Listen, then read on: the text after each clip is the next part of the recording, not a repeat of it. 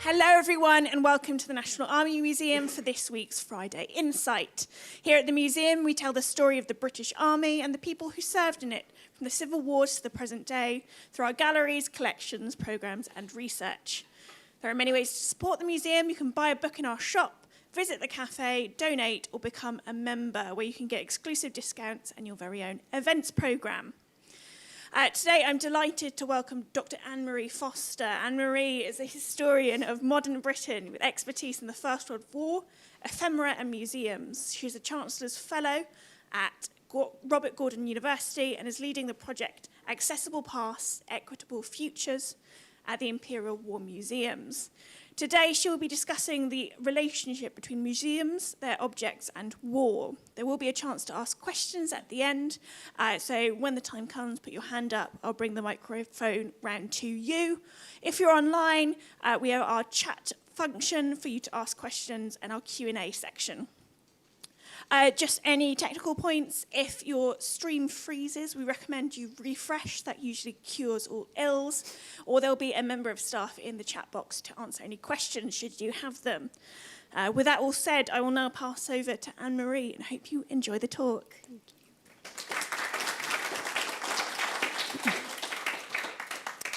Right, good afternoon, everybody, both in the room and online. I've been told that if I look that way, I'll get the camera over there.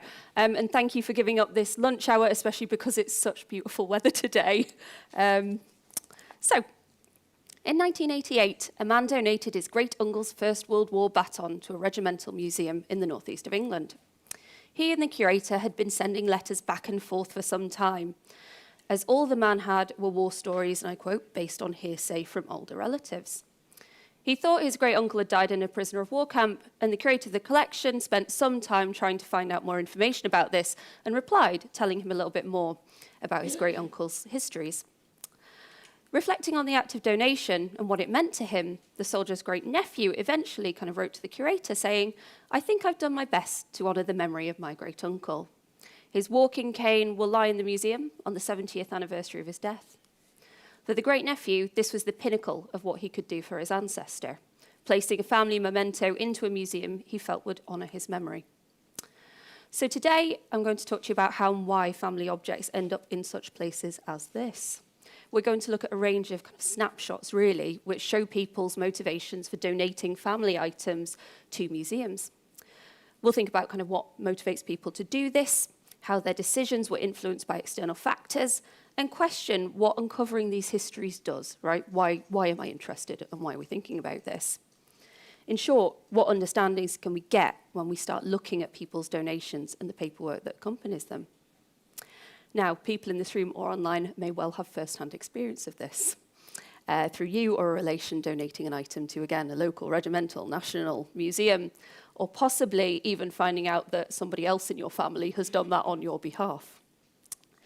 You may well have engaged with some of the online collections of war items that were popular during the centenary and that we'll talk about in about half an hour or so. Or you might have absolutely no connection to this topic at all, or indeed professional experience of acquiring items for a collection. And today we're going to be thinking this through mostly through the lens of the First World War, partially because that's my background as a historian. My work is about comparative mass death events in the early 20th century, so mostly war and disaster, but also because the First World War leads to this watershed in what museums do and how they relate to the public. So it was during and after the First World War that museums connected with their audiences through asking them to donate material, doing this at scale, both nationally and internationally. So we'll be looking at how families engage with museums by donating items during three key moments over the last century.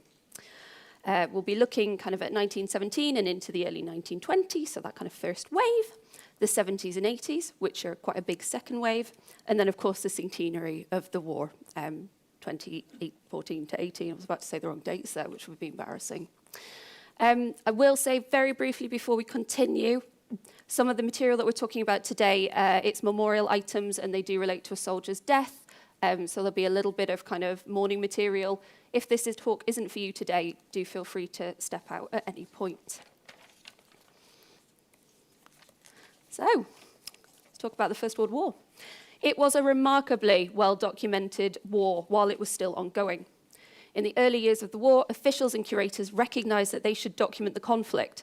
And during the latter half of the war in particular, there was a frenzy of collecting because they realized that actually in 1914 to 1915, not enough had been collected. So the Canadian War Records Office, based in London, was a particularly prolific collector and displayer of early wartime memorabilia.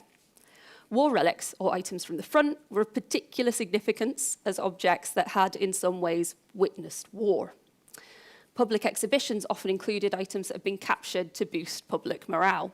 And there was a kind of collection economy, really, that circulated from the battlefields of France over the Channel. And actually, that still exists if any of us have been to the Eurostar in France, which tells you to not bring shrapnel back.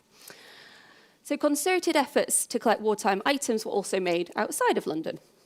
So a Cambridge University librarian, Francis Jenkinson, who was approaching sort of retirement when the war broke out, so he was too old to be on active service, was instrumental in creating what's known as the War Reserve Collection at the university. From 1915, Jenkinson dedicated a significant portion of his time to collecting First World War publications and ephemera for the library. And he did so in increasingly tenacious ways. So Jenkinson wrote to various people, including public offices, men on fighting fronts and sympathetic neutrals around the globe, begging them to send printed items for his collection. He pursued announcements and letters in the press, which might lead to an interesting donation of ephemera. For example, in 1916, he wrote to Colonel Collett of the Gloucester Rifles, saying, "I see in the Morning Post reference to the 5th Gloucester Gazette," which is just a trench journal, "and your name is mentioned.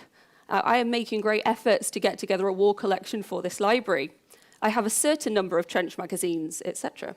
But I do not have this. Can you help me get a set? So many of these publications will disappear after the war that copies ought to be housed in a few safe places."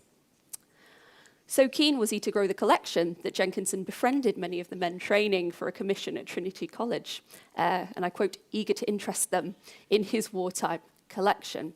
So all of this is taking place very much in an active moment where people realise that first-hand material is very important. National collections were also taken very seriously by the government, who consolidated its involvement in collecting items from the First World War through the creation of the National War Museum in 1917, which was rapidly renamed the Imperial War Museum. The Museum Directorate attempted to establish representative and widespread collections before items were lost in war. And this is just one of their very, very early exhibitions that you can see. This was the munitions room, and I think that you can kind of already see from the assortment of stuff on the tables and the images around that they were very, very broad in their collections. But the two collections I want to talk to you today that kind of took place during this time were the Bond of Sacrifice and the Women's Work collections, which were contemporary collection drives which encouraged the families of the dead to submit photographs of the deceased, accompanied by short biographies, to the Imperial War Museum. The Bond of Sacrifice concentrated on collecting the images of men who died in the war, originally requesting photographs of only officers who died before rapidly expanding to include all men who died on active service in the armed forces. The Women's Work collection, which you can see, again, a very early display of here, was a very broad collection of items that covered the experience of women who did some form of war work. But the section of this particular kind of archive that we're interested in today is the collection of information about women who died doing war work, mostly through nursing or through munitions accidents, and we'll talk about that in a second. So the two collections were advertised very differently. And while the Bond of Sacrifice donors were generally self-selecting, they volunteered to send in this information, the Women's Work collection benefited from the work of women who tracked down the families of those who died. And the collection is very much a testament to their tenacity in a different way. So both collections were established in 1917 and actively collected until the early 1920s, sort of 21, 22, depending on when we kind of finally end the dates. So within 3 months of Imperial War Museum's approval, the Bond of Sacrifice collection, there were notices in the newspapers requesting donations of soldiers' photographs. And between 1917 and 1921, the Bond of Sacrifice amassed a response of 15,000 photographs, and about 3,000 letters that accompanied them. The Women's Work Subcommittee was formed in 1917 with members of kind of prominent wartime families at the helm. So we've got Lady Dorothy Maud Haig and Lady Ellen Asquith. And their aim was to kind of create this, like I say, record of women's war work, but to kind of collect items that would be later exhibited by the museum. And they took their memorial duty very seriously, and from about 1918 began to gather the images of women who'd lost their lives. The bond of sacrifice was in part shaped by public perceptions of what Imperial War Museums should be collecting. It was originally intended to commemorate all the officers who fought, dead or alive, but the focus of the collection within about a month rapidly shifted from recording the images of officers to providing a repository of information about those who did not survive the war, as people increasingly just sent in images of the dead across all military ranks. So in July 1917, the Daily Mail posted an article about the Roll for Heroes, stating the collection's intent, and I quote, "The name of every man killed in the war will appear on bronze tablets in the National War Museum." You can kind of tell this was very early on in their history. Photographs of every officer decorated or killed are being sought and will be included in the collections. A year later, the museum emphasised the role of families in helping with this effort, with the museum director Martin Conway urging individuals that, and I quote, "It is only by the cooperation of relatives that our end can be attained." And families very much engaged with this collection and sent in items in a way that made sense to them.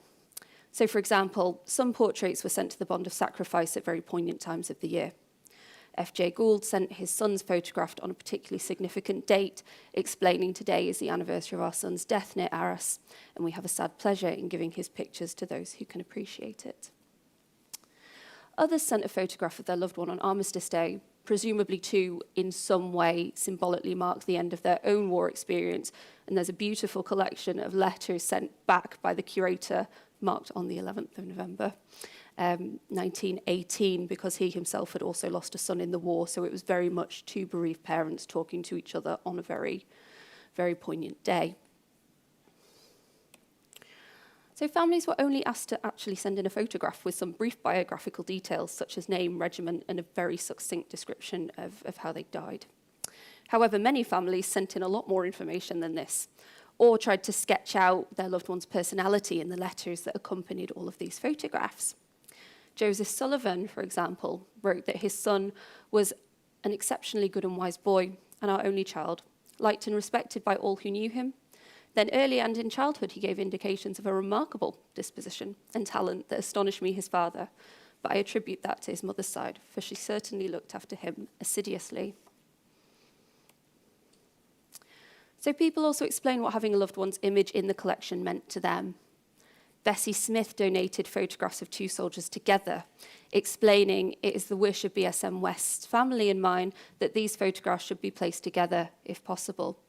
And we would consider it a very great favour if you could see to this for us, as they were both very old friends and were both killed near Arras and buried near each other.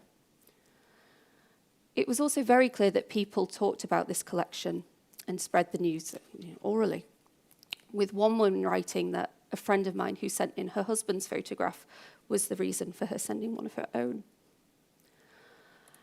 So in contrast to this kind of very public collection of memorial works, we have the Women's Work collection instead, where the secretary, Agnes Conway, who was the daughter of director of the museum, Martin Conway, deliberately wrote to the individual families of those who died. Now, we don't have exact numbers of women who died in the First World War doing war work. However, we can estimate that it's over 1,000. By the time we've added up, we've got about 600 nurses at a bare minimum, and we've got roughly at least 400 women doing munitions work. So I would say 1,000 upwards. As Dinah Bamber, a bereaved mother, explained, we have 4 sons serving their king and country, not having thought our youngest daughter should be taken first. And this is very much one of the hidden histories that I wanted to bring your attention to today, because we don't often get a chance to hear from the people of women, the families of women who died. So the standard letter sent to the next of kin, emphasising the women's sacrifice, very much mirrored language used about their male counterparts. And I will read this all out to you so you can kind of get a sense of this, because you wouldn't necessarily know that this was about women, I don't think, if you were hearing it for the first time. So they would write to the family saying, the committee of the Imperial War Museum is anxious to adequately commemorate the splendid service rendered by women during the war, and with this end in view is hoping to form a complete collection of portraits of women who had laid down their lives while working for their country. The committee would greatly appreciate the gift of a portrait of, they would insert the name here, to place in this collection. It will be kept for all time in the Imperial War Museum and should preferably be cabinet size, unmounted and printed by some sort of permanent process. The photograph should bear the name, date and manner of death on the back. So again, deliberately mirroring what people are asking the men to submit. And of course, similar to the Bond of Sacrifice collection, families involved in the women's work collection were highly gratified by Conway's attempt to collect photographs of the dead. One mother wrote to Conway expressing her thanks for requesting a photograph of her daughter, Florence Buckley, writing, "I am glad that her portrait will be among those noble women who gave their lives for their country." We also get one glimpse through this collection of a widower, which is, again, a voice we very, very rarely hear. So Harry Butler, a widower, wrote to Conway expressing his thanks for requesting a photograph of his wife, commenting, "I take it as a great compliment in your wishing for one." A letter from B. Smith framed the collection in a slightly different light again, couching it as a recognisable service performed for bereaved families, and one which the museum, as a place of national memory, could perform by saying, "Our beautiful girls, with their merry, helpful ways, are such a miss from the homes that we greatly appreciate, as mothers, this much compensation for our loss." Both collections were originally intended to be displayed for the public once the museum opened. However, only the Women's Work Memorial Collection actually achieved this aim. By the time Imperial War Museum first opened its doors in its temporary home of Crystal Palace in 1920, it was very obvious to the curators, at least, that the Bond of Sacrifice images would never publicly be shown because there were simply too many. They explained this in letters sent to those who inquired why the items were not on view. And families were told that owing to the enormous number of photographs received, it was found impossible to show them to the public. They are at present, however, carefully filed and catalogued so that any individual copy can be shown if required. By this means, a more or less permanent record can be kept, as if the photographs were exposed to the light, of course, they would rapidly deteriorate. The donors were, understandably, not very impressed with this. So after visiting Crystal Palace, Elle Green informed the curators that she was disappointed to find, when visiting the War Museum, that there were no photos of any of the soldiers who had given their lives, nor any mementos of them individually. I understood that there were lots shown, and my own son photographs sent for that purpose. E.A. Tickle wrote a rather scathing letter to the curators explaining, "I do not want to feel that he is just put to one side. I'm sure you will quite understand my meaning. It's a mother's sacred love for her dear one, and I should like to feel that I can tell my friends that he is there with all his comrades." A few donors hinted that they realised the real reason why the images would never be shown. With over 15,000 photographs, this sense of scale from an emotional as well as a practical point of view was simply too large a reminder of loss immediately after the war. And the images are still stored in the museum, and some have been digitised in the centenary, but they've never been publicly shown as a large collection. But although the Bond of Sacrifice photographs were never shown, the donated photographs of the women who died were. So in 1918, images of the dead were featured as part of the Women's Work exhibition hosted by Whitechapel Art Gallery. And you can see some of them here, displayed on a shrine, surrounded by candles with flags above them. And this continued when the Imperial War Museum kind of moved to Crystal Palace in 1920, and you can just, can't see them brilliantly, but through the kind of door onto the kind of quotation saying they lost their lovely youth, you can sort of see a book in a shadowed recess. And this is the only image we have of them on display at Crystal Palace. But the women's work photographs were kind of taken down from their kind of shrine-like position, placed in memorial books, and then displayed for people to flick through. However, the memorial books proved so popular that all of the images started to deteriorate because so many people had touched them and touched their pages. So the Women's Work Committee had to write to a lot of the families who'd already donated a photograph, asking them to provide another. And sadly, I think this did directly influence how people expected to one day find the display of men's images. So EA Tickle again asked why the photographs of men, or if the photographs of the men might perhaps have been put in large books for folks to see. So I think it's very clear that he'd gone and visited this and then not been able to find that equivalent. However, while the images were not always shown, the very act of donating a photograph of the dead to a national museum was of great significance to the families of the deceased. And this sense of the museum as memorial site came into sharp relief again in the 70s and 80s, flanked by these two images. But it was kind of during these decades that veterans and the siblings of those who died in the war began to pass away. So during these decades, a very powerful memory transmission took place as those with a sort of lived history of the First World War died, leaving the next generation to continue family memory practices and leaving broader understandings of the war in their stead. Significantly, although this was an important even period for memory transmission, it was thought that there was very little popular engagement with the First World War in the 70s and 80s. So after the very high interest in the 60s, with, of course, Oh, What a Lovely War, we've got the BBC's Great War TV show, and before renewed popularity in the very early 90s with Blackadder Goes Forth, as well as things like Birdsong and Pat Barker's Regeneration trilogy, the 70s and 80s saw books on the subject go unsold, and decreasing attendance at cenotaph commemorations on Remembrance Sunday. So behind this apparent public disinterest was nonetheless a very key moment in the development of First World War museum collections. And here I'm going to mentally transport us away from London, and we're going to be heading up north to the Durham Light Infantry Museum to think about why these decades were of significance for donors, using a graph. Pie chart, actually, not a graph, is it? But first, some figures. So if we look at the donations of First World War memorabilia to the DLI over kind of a 20-year period, a few patterns start to emerge. First, the vast majority of donors were men, and mostly local men, which I think is maybe not surprising. People donated a wide range of materials. Approximately a third of the items were paper-based, so we've got letters, maps, diaries, and photographs. A further third of donations were of medals. Memorials, surprisingly, actually comprised about 20% of the donations during this 20-year period, and the remaining 20% was completely miscellaneous, so we had things from tack biscuits to hairbrushes. About 11% of the items were donated by veterans themselves, with a 30% donated by the wife or sibling of a First World War veteran. Sons, daughters, nieces, and nephews accounted for a further sort of 36% of the donations. But that's not what I'm interested in, really. As before, people wrote letters to the curators telling them exactly how much the act of being able to donate meant to them, or simply kind of why they were doing it. And some of them were quite blunt, and I particularly like these two. So one veteran wrote alongside their donation explaining, "I'm just the wrong side of 80 years and want to try and settle up." Another, who donated a set of wire breakers, reflected that he was delighted that they had finally got a good home before being lost when he was left behind.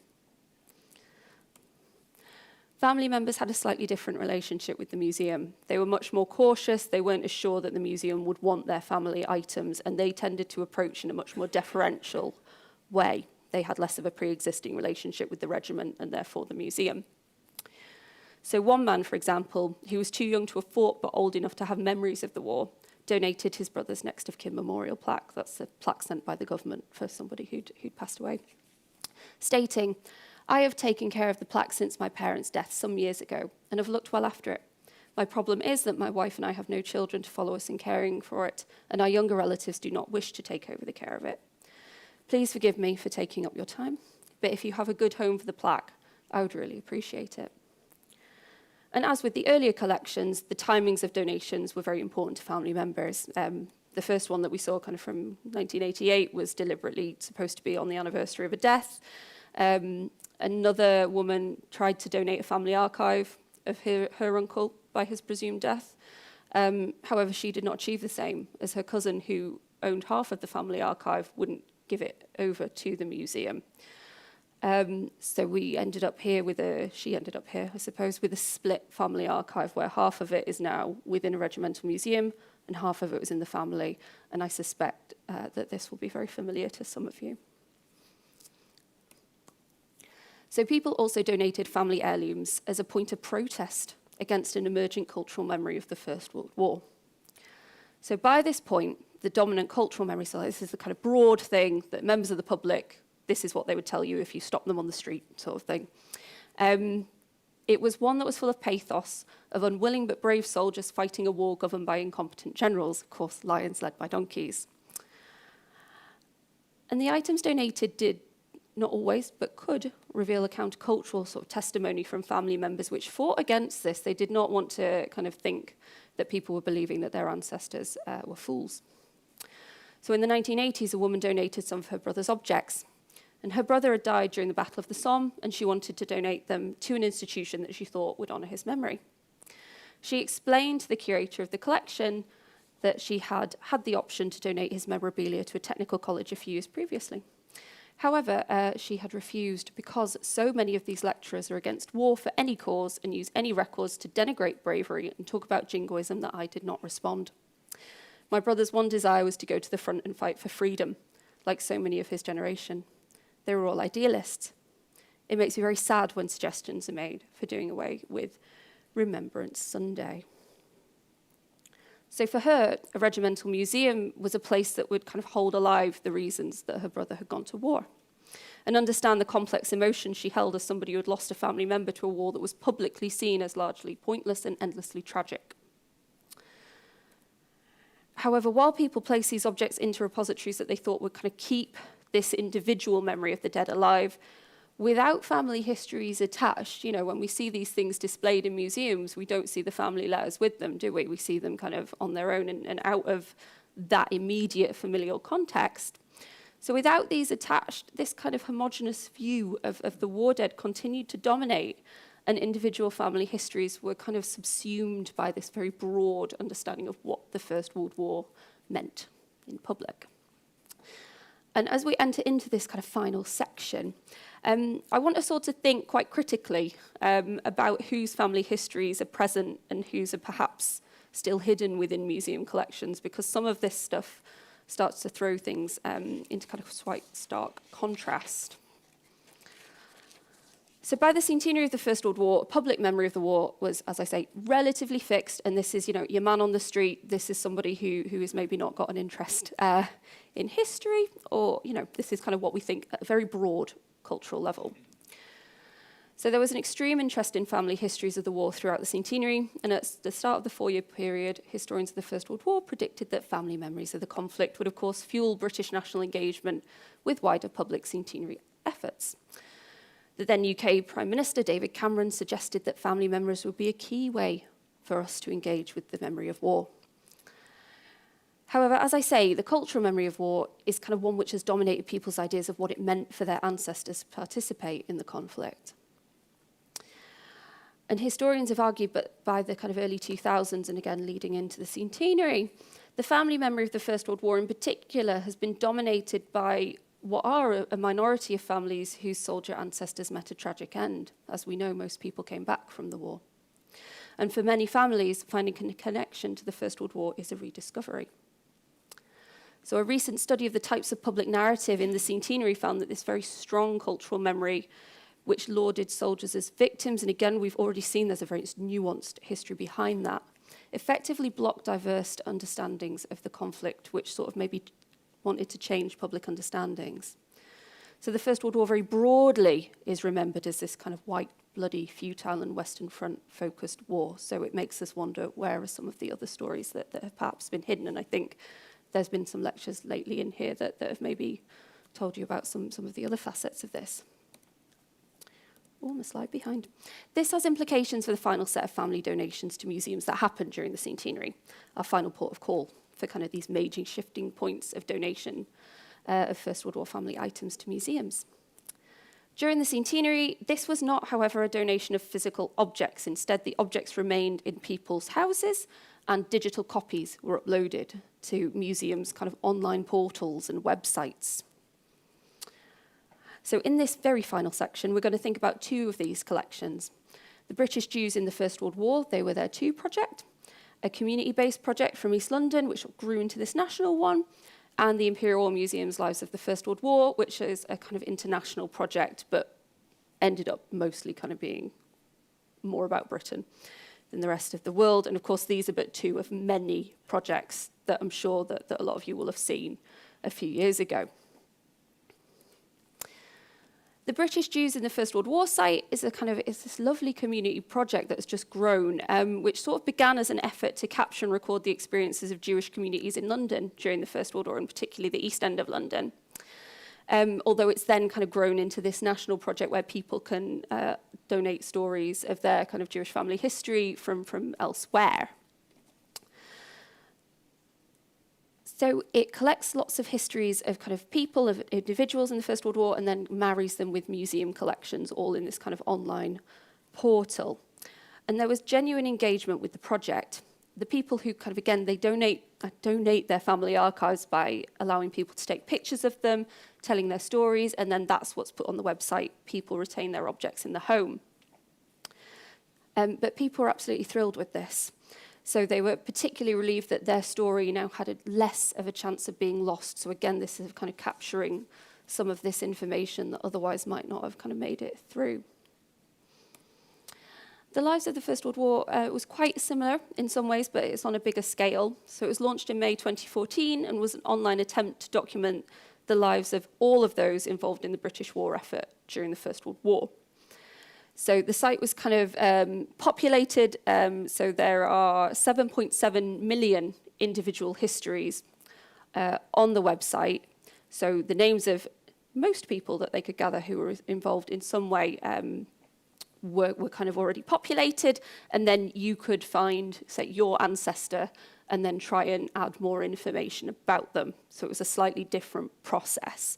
You were adding information to something that had already been scaffolded rather than coming to the project and saying, I have a family history here.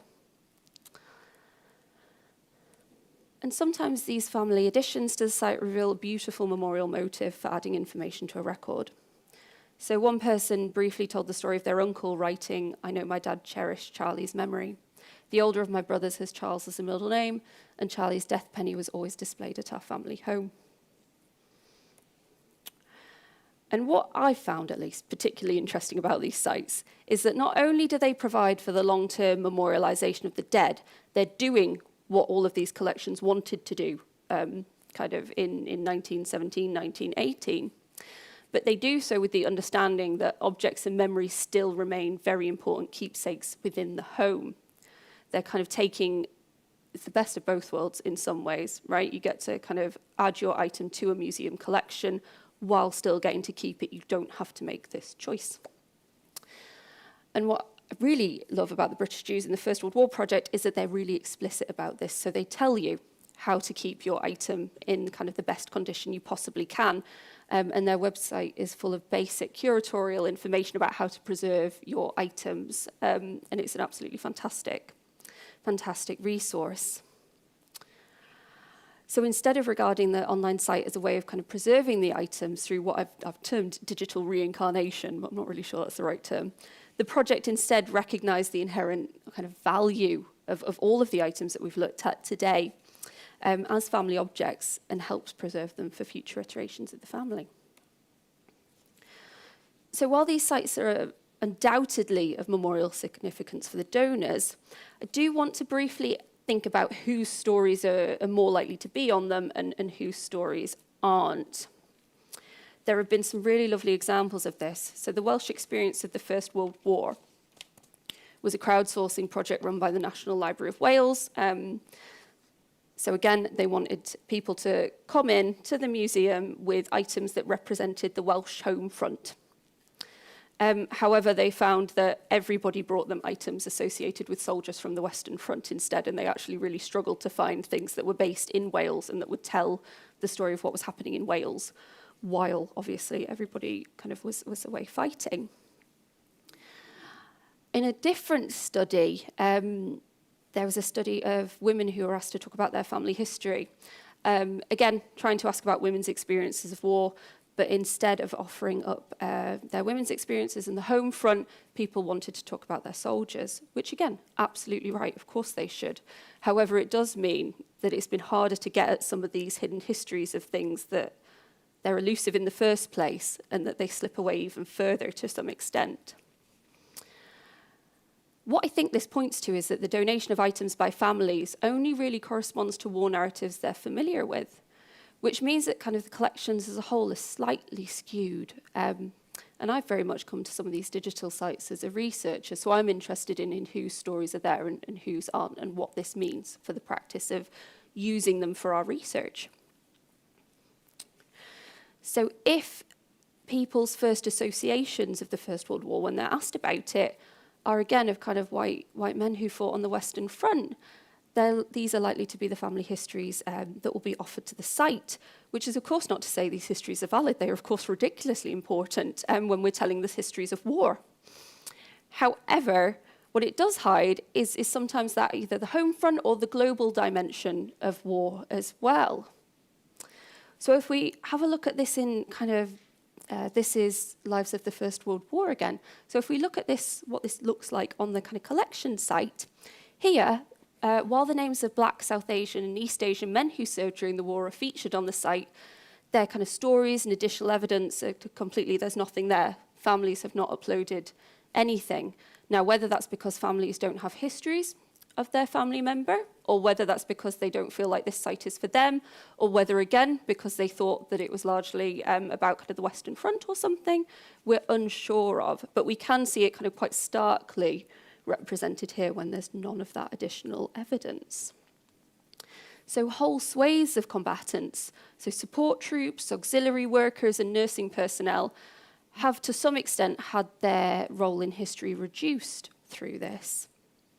So due to a lack of formal memorial items, the remembrance of people who have not been traditionally recognised as equal wartime actors are still sometimes hidden in these online collections. It's quite interesting taking a critical look at what we can think of when we look at them as a whole, which is particularly kind of a starkly visible comment on, I think, whose stories are less likely to be remembered. And it's, again, as somebody who kind of works as an academic and museum professional, it's always worth keeping an eye on that, right? What are the collections that are being built?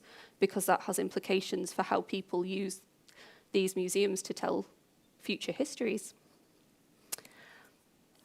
But what these sites do more broadly is to allow families to show their link to the First World War on a global platform. So far from a hidden act that the donation of family items to a museum often constitutes, right? It's normally hidden. We don't hear much about why an item is in the museum. It's not on public display. This kind of thing is very, very visible and very public. They're done on public platforms which are designed to act as both a digital memorial and as a space to people to research the effects of war. So in many ways, the Imperial War Museums collection in particular realises some of those original purposes of the Bond of Sacrifice collection, which again we examined in the first third of this talk, to create this very large public memorial to the war dead that could be seen. It is globally visible, although it of course isn't physically visible. Those who served in the war had a public memorial which helped personalise those who've been involved in the war, which in many cases involved the online display of photographs submitted by their families, and there's something really lovely about these sites and what they've managed to do. For families, there was a clear drive to add these kind of digital memorials, fulfilling a need to mark their ancestor as part of the conflict. These online memorials, however, are relatively new, and I think it's going to be absolutely fascinating to see how they develop over the coming years and decades. How will successive generations of families react to their ancestors' history being so publicly displayed on the web? Will it strengthen family remembrances? Or will people not actually know that their ancestors are commemorated in this way? Will we have a lot of family splits again? These are not static items stored in a physical location, but instead these are digital ones. How will they influence the histories of war and the stories that we are able to tell? As physical items are at risk of degradation and the need of the intervention of professional conservators to keep them stable, how long will these digital items resist the march of time? What needs to be done to preserve them as well is a very real question. And will they outlast the stories that families tell behind closed doors about their First World War ancestors. So 111 years after the outbreak of the First World War, we're talking about how people lived through and the families of those who died placed their memories into museums to be held for posterity.